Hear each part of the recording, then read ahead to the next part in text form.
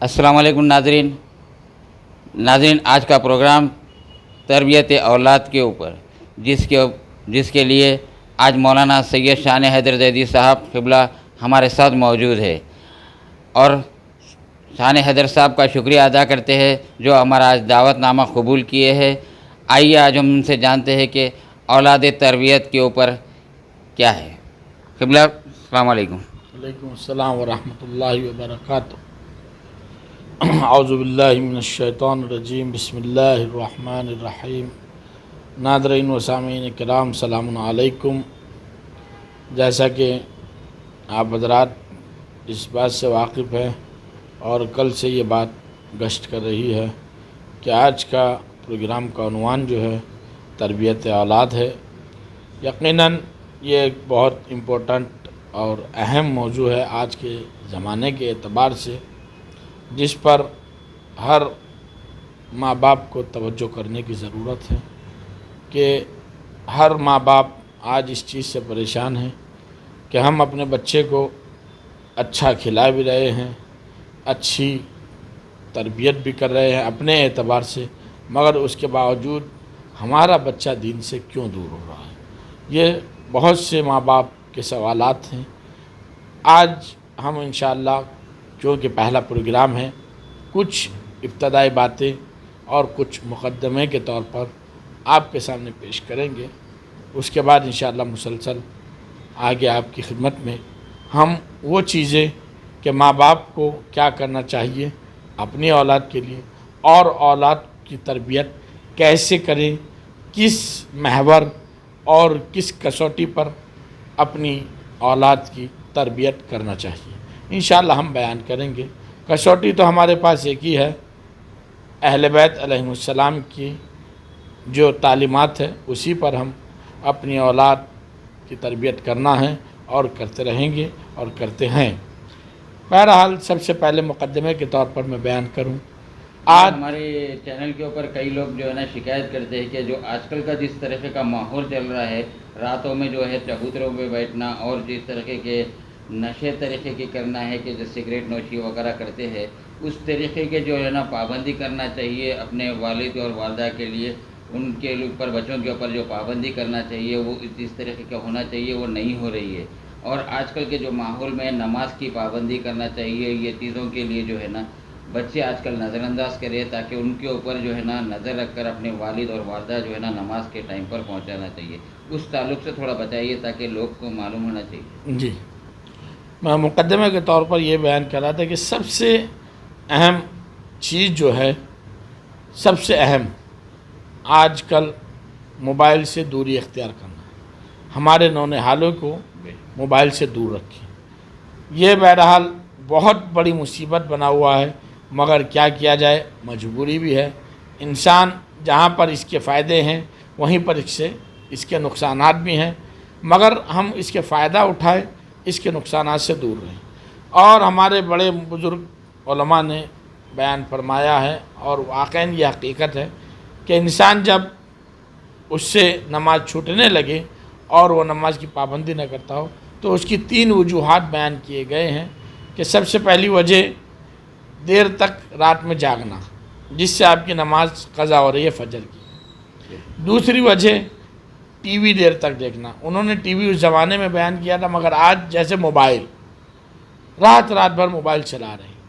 वो आप चबूतरे पे बैठ के चलाइए, बिस्तर पे लेट के चलाइए, घर में बैठ के चलाइए, बहरहाल रात भर आप जब मोबाइल चलाएँगे तो फिर आप सुबह की नमाज आप नहीं पढ़ सकते। बहुत मुश्किल अमर है आपके लिए, समझे आप। इसीलिए हमारे पास आप देख रहे होंगे, आपकी तवज्जो होगी इस तरफ कि नागहानी मौतें बहुत हो रही हैं, नौजवान लोग चले जा रहे हैं। क्यों? क्योंकि जब वो रात भर जागेगा और अलग नमाज के बाद या नमाज से पहले वो ये कहता है चलो थोड़ा नाश्ता करके लेट जाएंगे। जब वो नाश्ता कर लेता है और पेट भरा हुआ होता है और जब वो बिस्तर पे जाके ना टहलता है, सो हज़म करता है उसको और लेट जाता है, तो जाहिर सी बात है कई मुश्किलात उसके सामने आएंगी और हार्ट अटैक उसको इसी वजह से हो रहा है। ये एक वजह है, दूसरी भी वजूहत हो सकती है। मौत हयात अल्लाह के हाथ में है बहरहाल, मगर हमको एहतियात करना चाहिए।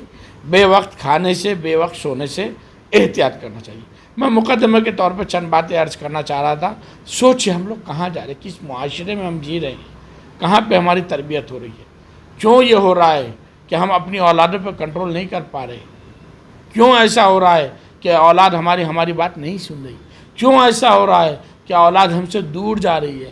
کیوں ایسا ہو رہا ہے کہ ہم اولاد کو قریب لانا چاہ رہے ہیں اور اولاد ہم سے دور جانا چاہ رہی ہے؟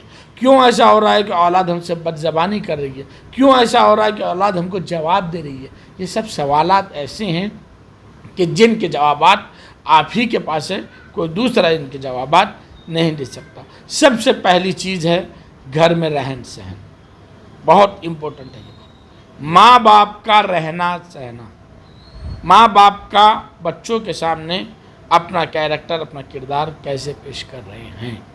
اگر بچے کے سامنے ماں باپ لڑیں گے تو بچے کی ذہنیت پر برا اثر ہوگا, بالخصوص وہ بچے کے جن کی عمر 10 سال 12 سال 14 سال ہے.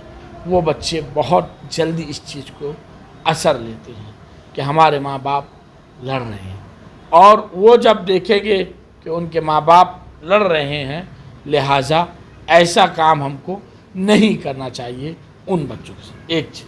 دوسری چیز, اگر خدا دیکھیں ہر گھر کا مسئلہ ہے, ہر گھر میں بہرحال جہاں 2-4 لوگ ہوتے ہیں وہاں بات چیت ہوتی ہے, اور جو جوائنٹ فیملی ہوتی ہے اس میں تو زیادہ مشکلات ہوتی ہیں. تو آپ اس کا حل نکالیں کہ بھائی اگر کوئی بات میری آپ کو بیوی سے بولے ناگوار گزری تو آپ تنہائی میں مجھ سے بولیں, اور بیوی کا کام ہے کہ اگر کوئی شوہر کی بات ناگوار گزر رہی ہے تو اس کو تنہائی میں بولیں. بچوں کے سامنے تیز آواز میں بلند کر بات نہ کریں. یہ چیزیں بہت اندر انداز ہیں زندگیوں میں بچوں کی. ماں باپ کر کے نکل جاتے ہیں, بعد میں ان کو بھی افسوس ہوتا ہے کہ ہم کھلا بھی اچھا رہے تھے, پلا بھی اچھا رہے تھے, سب کچھ کر رہے تھے ہم, اس کے باوجود مگر چھوٹی چھوٹی باتوں کو غور نہیں کر رہے تھے, توجہ نہیں دے رہے تھے کہ ہم بچوں کے سامنے کیا بیہیو تھا ہمارا, کیا ہم بچوں کے سامنے کر رہے تھے. آرا توری بہرحال جو بھی ہوتا ہے وہ چیزیں آپ کے سامنے ہیں, ہر گھر میں لگے رہتی ہے, مگر پرہیز کرے بچوں کے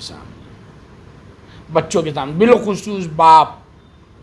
جو حضرات باپ ہیں جب باہر سے آتے, کوئی باہر اگر خدا نہ خواستہ ناخوشگوار واقعہ گزر جائے تو باہر کچھ نہیں کر پاتے, تو گھر میں آ کے بھی بچوں پہ ظلم کرتے ہیں. یہ غلط ہے. باہر کی ٹینشن آپ کی باہر رکھیے, گھر میں جب داخل ہوں تو بچوں سے پیار سے پیش آئیں, زوجہ پہ مسکرا کے نظر ڈالیں, اور زوجہ کا بھی کام ہے کہ جب شوہر آئے تو مسکرا کے اس کا استقبال کرے, سب سے پہلے پانی پیش کرے, اور اگر غصے میں بھی آیا ہے گھر میں داخل ہوا ہے تو لہذا فوراً اس سے یہ نہ پوچھے کیا ہوا, چند لمحہ سکوت کرے, بیٹھنے دے, انتظار کرے, اس کے بعد جب معاملہ ٹھنڈا ہو جائے اس کے بعد پوچھے کیا مسئلہ ہے, کیا مسئلہ ہے, کیا معاملہ ہے, آپ اتنا غصے میں کیوں. یہ چیزیں چھوٹی چھوٹی ہیں مگر روز مرہ کی زندگیوں میں بہت امپورٹنٹ, بہت ضروری ہے. بالخصوص ان بچیوں کے لیے میں کہوں گا کہ جن بچیوں کی نئی شادی ہو رہی ہے اور جن بچوں کی نئے دلہنوں کو لا رہے ہیں, وہ بچے جو شادی کر کے دلہنوں کو لا رہے ہیں, اور وہ بچیاں جو اپنے سسرالوں کو جا رہی ہیں, وہ اس بات کا خیال رکھیں چھوٹی چھوٹی باتوں کو بڑھاوا نہ دیں. ایک چھوٹی بات کو آپ مثال کے طور پہ کھانا آپ ٹھنڈا دے دیے, یہ کوئی بات ہے؟ مثال کے طور پہ کھانا دیر سے ملا, یہ کوئی بات ہے؟ یہ چھوٹی چھوٹی باتوں کو نظر انداز کر زندگی کو آگے بڑھائیں. مقدمے کے طور پہ میں آپ کی خدمت میں ایک بہترین بات پیش کرنا چاہتا ہوں. ہم دیکھیں شہزادی کونین جناب زہرا سلام اللہ علیہا کی زندگی, آپ کی زندگی یقین جانیں 18 سال کی عمر میں آپ نے وہ کمالات پیش کیے ہیں کہ رہتی دنیا روز قیامت تک ہر خاتون کے لیے نمونے عمل بنی ہیں. اور امیر المؤمنین علی بن ابی طالب کی زندگی آپ دیکھیں کہ آپ نے شہزادی کے ساتھ جو زندگی گزاری ہے وہ ایک ایسا نمونہ عمل کہ جو بھی رشتہ ازدواج میں بندھے گا وہ اگر جناب زہرا اور مولا کائنات کی زندگی دیکھ لے گا تو اس کو زندگی گزارنے کا سلیقہ آ جائے گا. شہزادی کونین نے وہ زندگی گزاری ہے کہ کائنات میں آتی قیامت تک رہتی دنیا تک ایک نمونہ عمل بنی ہے. اور جب رسول خدا نے پوچھا کہ فاطمہ کو تم نے کیسا پایا؟ تو امیر المومنین کا یہ کہنا کہ میں نے فاطمہ کو عبادت خدا میں اور تقوی میں ایسا پایا کہ میری مونس و مددگار ثابت ہوئی۔ عزیزان کرام، بہت توجہ کی ضرورت ہے، نماز کی پابندی کریں۔ جب آپ نماز کی پابندی کریں گے تو آپ کی اولاد آپ کو دیکھے۔ آپ دیکھیے، جب چھوٹے بچے ہوتے ہیں گھر میں 4-5 سال کے اور ماں باپ نماز پڑھتے ہیں تو بچوں کو پڑھنا نہیں آتی، مگر جیسے ماں باپ کرتے ہیں وہ دیکھ کر ماں باپ کو ویسے ہی عمل کرنے کی کوشش کرتے ہیں اور آہستہ آہستہ ان کو عادت ہو جاتی ہے۔ اسی لیے حکم دیا گیا بچوں کو بچپن سے ہی عادت ڈالیں ان چیزوں کی۔ لہٰذا میں زیادہ وقت نہ لیتے ہوئے، چونکہ طولانی گفتگو ہو جائے گی، انشاءاللہ ہم دوسرے ایپیسوڈ میں آپ کے سامنے کچھ باتیں کہ گھر کو جنت کیسے بنائیں، گھر کو جنت کیسے بنائیں، ہم آپ کے سامنے انشاءاللہ پیش کریں گے کہ گھر کو جنت بنانے کا کام جو ہے وہ ایک خاتون کے ہاتھ میں ہے، ایک مرد کے ہاتھ میں ہے۔ زیادہ اہمیت اس میں زیادہ کردار، زیادہ کیریکٹر ایک عورت کا ہوتا ہے کہ گھر کو جنت کیسے بنائیں، گھر کو وہ کس طرح سے سنواریں۔ یہ عورت کا کیریکٹر اور کردار جب وہ تربیت اولاد کرے گی تو اور اچھے طریقے سے تربیت کرے گی اور اہل بیت کی تعلیم پر عمل کرتے ہوئے تربیت کرے گی، تو لہٰذا جب وہ تربیت ایسی پیش کرے گی تو اس کا گھر خود بخود جنت بن جائے گا۔ جب تعلیمات اہل بیت پہ عمل کرے گی تو اس کا گھر خود بخود جنت بن جائے گا۔ لہٰذا ہم انشاءاللہ بیان کریں گے کہ کیا کرنا چاہیے کہ آپ کا گھر آپ کے لیے جنت بن جائے۔ انشاءاللہ نیکسٹ ایپیسوڈ میں ہم آپ کے سامنے وہ ابتدا سے چند باتیں پیش کریں گے انشاءاللہ، اور اس کی تفصیلات ہم انشاءاللہ جو نوجوان بچے اور بچے ہیں ان لوگ کو نماز کی پابندی کرنے کے لیے تھوڑا اس کے تعلق سے نماز کی پابندی دیکھیے، نماز واجب ہے۔ 5 وقت آپ کو خداوند عالم نے آواز دی۔ میں بہت ذمہ داری کے ساتھ یہ عرض کر رہا ہوں، آپ نماز کی پابندی کریے، کبھی آپ کو کسی کے سامنے ہاتھ پھیلانے کی ضرورت نہیں۔ جب آپ 5 مرتبہ اس کے سامنے جھکیں گے تو وہ پھر کائنات میں آپ کو کسی کے سامنے جھکنے نہیں دے گا۔